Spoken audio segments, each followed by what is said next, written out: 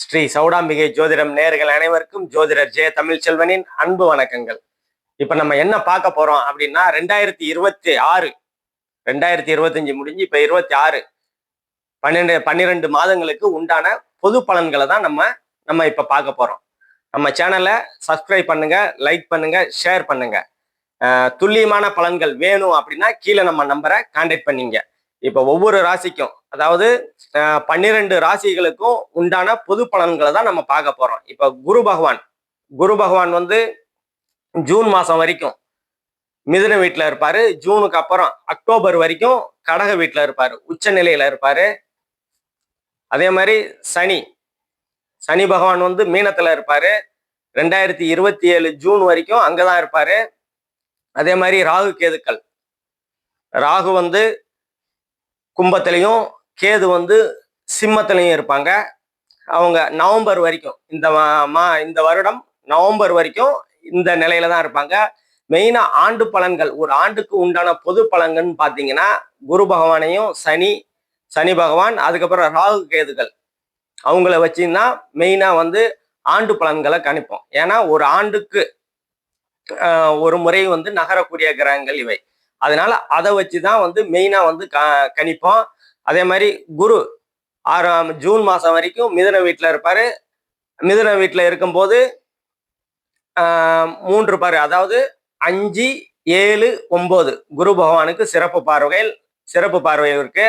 அந்த குரு பார்க்கக்கூடிய இடங்கள், ராசிகள்லாம் வந்து நல்ல ஒரு நிலையில, அதாவது என்னென்ன இன்பங்கள் அனுபவிக்கக்கூடிய இருக்குதோ அந்த இன்பங்கள்லாம், கடன் தீரக்கூடிய அமைப்புகள்னா அந்த கடன் தீரக்கூடிய அமைப்புகள், வருமானம், குரு பகவான் என்ன கொடுப்பாரு, மெயினா வந்து காசை கொடுப்பாரு, பணத்தை கொடுப்பாரு. அதுக்கப்புறம் குழந்தைய கொடுப்பாரு. மெயினா குரு பகவான் எங்கெங்க பாக்குறாரோ குரு பார்வை கோடி நன்மைன்னு சொல்லுவோம். அந்த குரு பார்வை படுற இடங்கள் எல்லாம், ராசிகள்லாம் வந்து நல்ல நிலையில இருக்கும். ஜூன் வரைக்கும் எந்தெந்த ராசிகளை பார்ப்பான், மிதுன ராசியில இருந்து துலாம் ராசியை பார்ப்பாரு. துலாம் ராசி, அதுக்கப்புறம் தன்னோட ராசி, அதாவது தனுசு ராசியை பார்ப்பாரு. அதுக்கப்புறம் கும்ப ராசியை பார்ப்பாரு. ஜூன் மாதம் வரைக்கும் இந்த 3 ராசிகளை பார்ப்பாங்க. அதே மாதிரி ஜூனுக்கு அப்புறம் அக்டோபர் வரைக்கும் உச்சமா இருந்து தன்னோட நண்பரான விருச்சக ராசியை பார்ப்பாரு. செவ்வாயோட விருச்சக ராசியை பார்ப்பாரு 5ஆம் பார்வையா.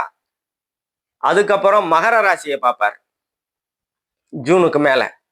அதுக்கப்புறம் தன் வீட்டை தானே பார்ப்பாரு, அதாவது தன்னோட மீன ராசிய. சனி பகவான் இருக்கிறாரு, மீன ராசியை பார்க்கறது ஒரு நன்மை. அதே மாதிரி சனி பகவானை பார்க்கறதும் ஒரு தனி சிறப்பு தான். ஏன்னா சனி வந்து தீய கிரகம், அதாவது என்ன சொல்றது, சனிகிட்ட இருக்கிற காரகத்துவங்கள்லாம் தேவையில்லாத காரகத்துவம்னு சொல்லுவோம். அதெல்லாம் வந்து குறைஞ்சி, அதாவது சனி தரக்கூடிய கெடுதல்கள்லாம் வந்து குறைச்சிப்பாரு குரு பார்வையினால. இந்த அமைப்புகள் இருக்கும். அதே மாதிரி அஷ்டமத்து சனி நடக்கிறது, சிம்ம ராசிக்கு வந்து அஷ்டமத்து சனி நடக்கும். அதே மாதிரி கும்பராசி வந்து பாத சனி போய்கிட்டு இருக்குது இப்ப. அதே மாதிரி மீன ராசிக்கு ஜென்ம சனி போய்கிட்டு இருக்குது. அதுக்கப்புறம் மேச ராசிக்கு விரய சனி போய்கிட்டு இருக்குது. கும்பத்துல ராகு இருப்பாரு. ஜூன்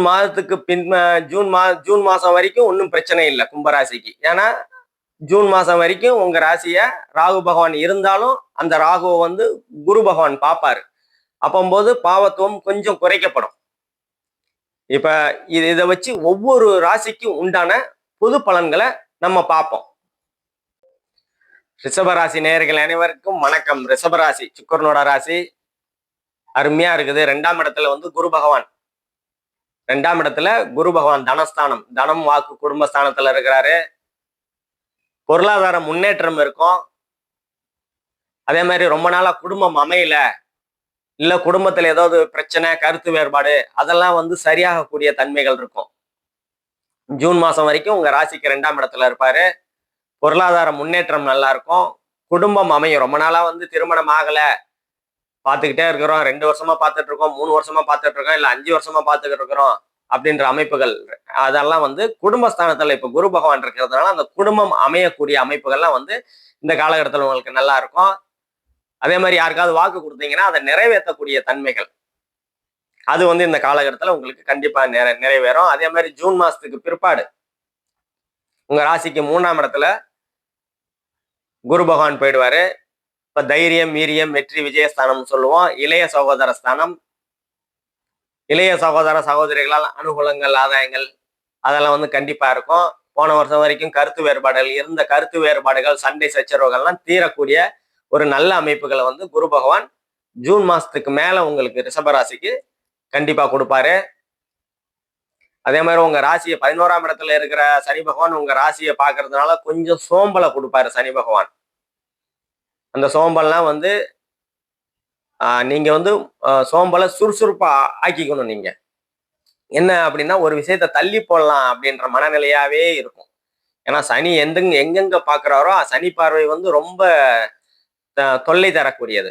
சனி எங்கெங்க பார்ப்பாரு தாமதப்படுத்தும். அதனாலதான் தாமதப்படுத்தாரு. ஒரு செயலை தள்ளி தள்ளி போட வைப்பாரு உங்களை. அதெல்லாம் நீங்க கவனமா கையாளணும். அதே மாதிரி உங்க ராசிக்கு 4ஆம் இடம் கேது பகவான் இருக்கிறாரு. கேது பகவான் கொஞ்சம் தடைகளை கொடுத்து அதுக்கப்புறம் சரியாகக்கூடிய தன்மைகள் இருக்கும். சூரியனோட நிலையை பொறுத்து தாயால் அனுகூலங்கள், ஆதாயங்கள் இருக்கும். தாயை இப்ப கொஞ்சம் சிறு சிறு உடல் உபாதைகள் வரத்தான் செய்யும். அதெல்லாம் கொஞ்சம் கவனமா கையாளுங்க. சிறு சிறு உடல் உபாதைகள் இருக்கும் போதே மருத்துவர்கிட்ட கூட்டு போயிட்டு அது சரி பண்ணிக்கிறது உங்களுக்கு நன்மையை கொடுக்கும். அதே மாதிரி வீடு வாகனம் வாங்குறதுல கொஞ்சம் கவனம் தேவை. இந்த காலகட்டத்துல பேப்பர்ஸ் எல்லாம் கரெக்டா இருக்குதா அப்படின்னு பார்த்துட்டு 1க்கு 2 முறை செக் பண்ணிட்டு நீங்க பண்றது உங்களுக்கு நன்மையை கொடுக்கும். அதே மாதிரி உங்க ராசி 5ஆம் இடத்தை சனி பகவான் பார்ப்பாரு. 5ஆம் இடம் குலதெய்வம், பூர்வ புண்ணியம், புத்திர சந்தானம்னு சொல்லுவோம். குழந்தைகள் மீது கொஞ்சம் கவனம் செலுத்துறது நல்லது.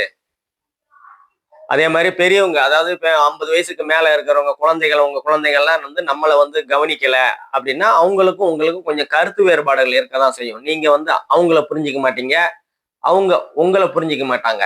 அந்த மாதிரி சூழ்நிலைகள்லாம் இந்த காலகட்டத்தில் இருக்கும். அதெல்லாம் கொஞ்சம் கவனமா கையாள்றது உங்களுக்கு நன்மையை கொடுக்கும். அதே மாதிரி உங்க ராசிக்கு 6ஆம் பாவகத்தை குரு பகவான் 5ஆம் பார்வையா ஜூன் மாசம் வரைக்கும் பார்ப்பாருங்க. ஜூன் மாசம் வரைக்கும் வேலை கிடைக்கும். ஏன்னா 6ஆம் பாவகம் வேலையை கிடைக்கும். வேலை, கடன், நோய், எதிரி, வேலை, இந்த அமைப்புகள்லாம் 6ஆம் பாவகம்.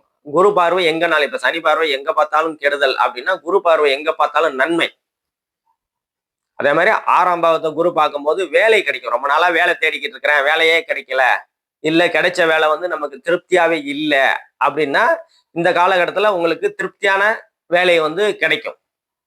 ரொம்ப நாளா சம்பளம் அப்படியே தான் இருக்குது, ஒரு ஏற்றமே இல்லை நம்ம சம்பளத்துல அப்படின்னு ரொம்ப நாளா ஃபீல் பண்ணிக்கிட்டு இருக்கிறவங்களா இந்த காலகட்டத்துல ஒரு ஏற்றமான ஒரு வேலை, ஊதியம் ஏற்றமான, அதாவது ஒரு அதிகமான சம்பளத்தோட வேலை கண்டிப்பா இந்த காலகட்டத்துல அமையக்கூடிய சூழ்நிலைகள் உங்களுக்கு இருக்கும்.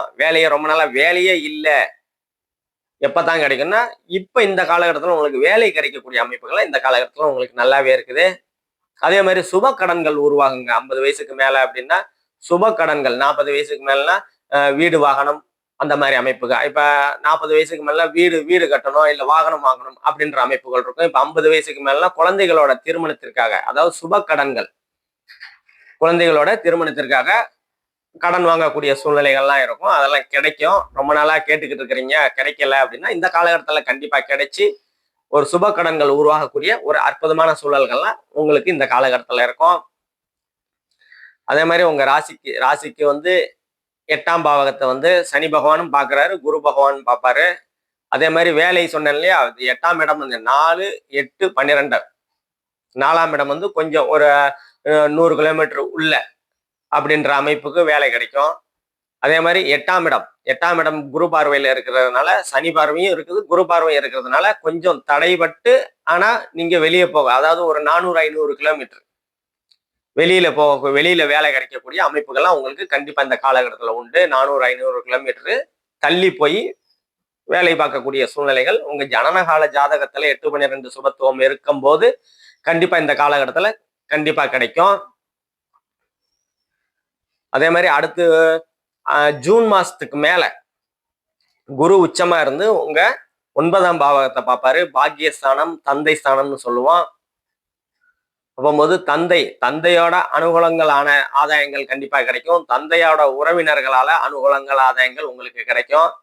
தந்தையோட சொத்து ரொம்ப நாளா கோர்ட்டு கேஸ்ன்னு இழுத்துக்கிட்டே இருக்குது. வருஷ கணக்குல 5 வருஷமா 10 வருஷமா இழுத்துக்கிட்டே இருக்குது அப்படின்னா, அந்த கேஸ் எல்லாம் உங்களுக்கு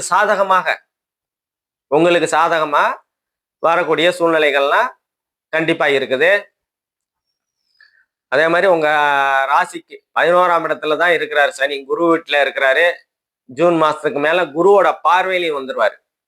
அப்போது 11ஆம் இடத்துல என்ன மூத்த சகோதரம், இளையதாரம், லாபஸ்தானம்னு சொல்லுவோம். முக்கியமா லாபங்கள் நல்லா அதிகமா வரக்கூடிய சூழ்நிலைகள் ஜூன் மாசத்துக்கு மேல உங்களுக்கு கண்டிப்பா இருக்கும். அதே மாதிரி மூத்த சகோதர சகோதரிகளால் கொஞ்சம் மனக்கசப்பு, கருத்து வேறுபாடுகள்லாம் இருக்குது. அண்ணன் அக்கால் கிட்ட வந்து செட் ஆகல, ஏதோ ஒரு பிரச்சனை, அவங்க பேச மாட்டேன்றாங்க, இல்லை நீங்க அவங்க பேச மாட்டேன்றீங்க அப்படின்ற மாதிரி இருக்கிற பிரச்சனைகள்லாம் ஜூன் மாசத்துக்கு பின்னாடி ஒன்று சேரக்கூடிய அமைப்புகள்லாம் வந்து மூத்த சகோதர சகோதரிகள், அதாவது அண்ணன் அக்கால், அந்த உறவுகள்லாம் வந்து சரியாகக்கூடிய தன்மைகள், ஒற்றுமை வரக்கூடிய அமைப்புகள்லாம் ஜூன் மாசத்துக்கு மேல வந்து கண்டிப்பா இருக்குங்குதுங்க. அதே மாதிரி 12ஆம் இடம் வந்து இயல்பா இருக்கிறதுனால வெளிநாடு வாய்ப்பு, ரொம்ப நாளா வந்து ஃபாரின் போய் சம்பாதிக்கலாம் அப்படின்னு நினைச்சுக்கிட்டு இருக்கிற ரிஷபராசிக்காரங்கள்லாம் கண்டிப்பா இந்த காலகட்டத்துல ஃபாரின் வாய்ப்புகள்லாம் கிடைக்கக்கூடிய அமைப்புகள் கண்டிப்பா இந்த காலகட்டத்துல உங்களுக்கு இருக்குது. துல்லியமான பலன்கள் வேணும் அப்படின்னா கீழே நம்ம நம்பரை கான்டாக்ட் பண்ணீங்க. நன்றி, வணக்கம்.